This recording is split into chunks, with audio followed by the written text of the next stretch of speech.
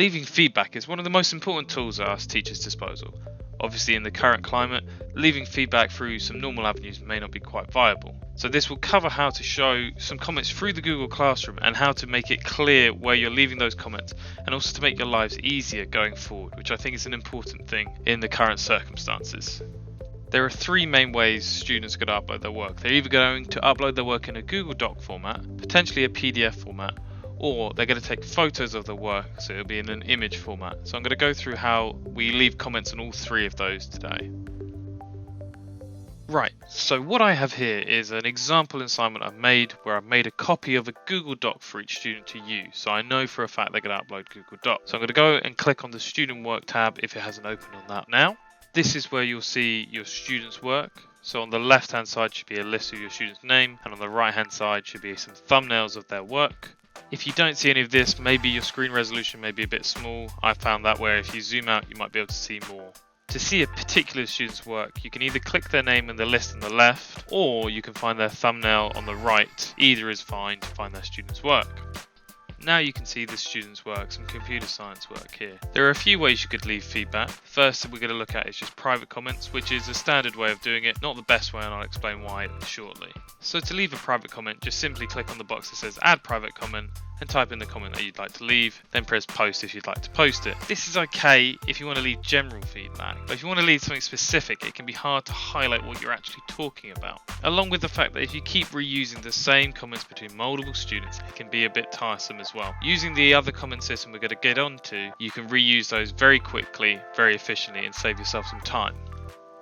However, rather than using private comments, we'll use this alternative method. I want the student to be using more paragraphs than they currently use. There's actually a few ways we do this, but the first way we're going to do is just to highlight the whole text like that, then write a little comment by clicking this button here and saying, make sure you add paragraphs, and then click comment, and it will add it directly to the document itself, and it'll be right next to where I've added this comment as well.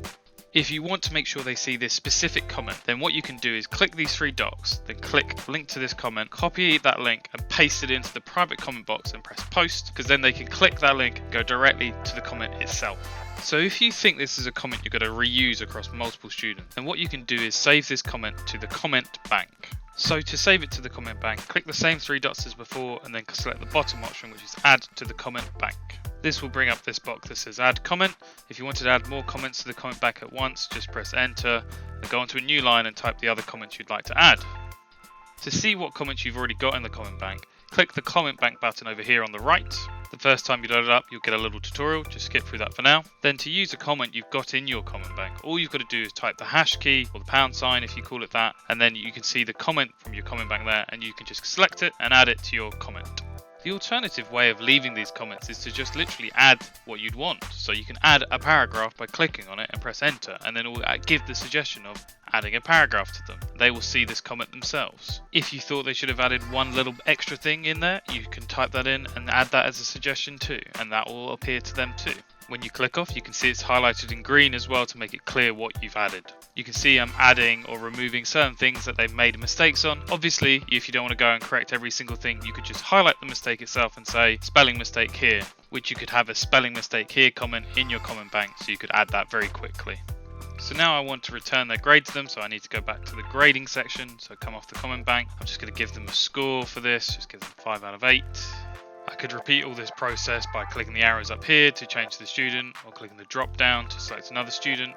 Next, you're going to want to return it to the students. Assuming you've done many students, which is most likely you have, you want to click the drop down next to the return button, click return multiple submissions, then return all the students that you've marked so far. If we now return to the assignment page, you'll see the student's mark will become dark, which means it's graded, and it's underneath the graded section too, so the students will have received their marks back too.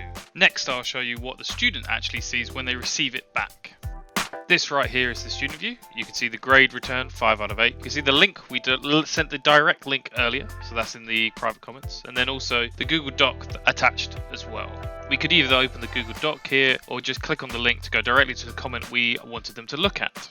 You can see anything we've changed is highlighted in red, and anything we've added a comment to is highlighted in the yellowy orange. The student can then click on the comment and it will highlight where that comment is relevant to. The student could then reply to the comment in the reply box, or they could press the tick button to say, yes, I've seen it, and then it will disappear from their view. If the student wants to go back over any comments that they've already accepted, they can press the comment button up here, and then they can scroll down and read through any that they've already ticked, or any that have been replied to, anything like that. You then may want your students to be able to add to their answers based on your comments, which, assuming you've returned their work to them, they'll be able to do. You may even want to set them an extension, which they can also add to the Google Doc. Then all they have to do is just resubmit the work.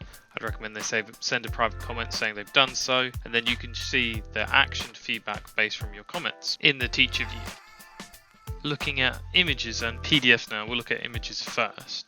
You should be seeing a crosshair, which means you can just click and highlight the area you'd like, and then you should be able to type a comment which is talking about the area you've just highlighted.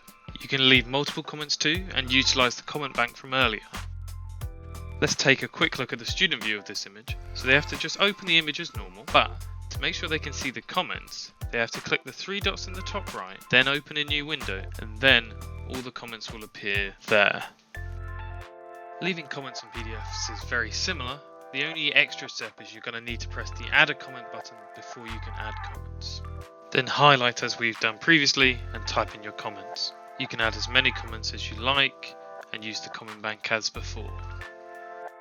Again, for the students to be able to read the comments, they're going to have to open it in a new window. So same as before, click three dots, open a new window, then the comments will reveal themselves and the students can read them, respond, same as before.